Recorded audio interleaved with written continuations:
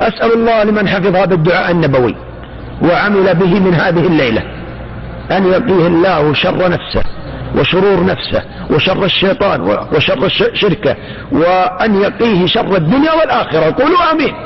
ومن قال آمين ولو عبر الشريط ولو عبر التسجيل، أسأل الله لمن سجل ووزع الشريط ووزع الخير وبلغ الخير أن ينظر الله وجهه وأن يجري ثوابه كما أجرى أنفاسه، فإن الدال على الخير كفاعله، وفاعله من أهل الجنة بإذن الله ومشيئته.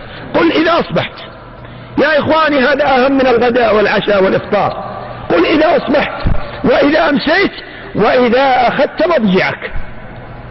اللهم عالم الغيب والشهادة فاطر السماوات والأرض رب كل شيء ومليكه، أشهد أن لا إله إلا أنت، أعوذ بك من شر نفسي ومن شر الشيطان وشركه، وأن أقترف على نفسي سوءا أو أجره إلى مسلم. رواه الترمذي.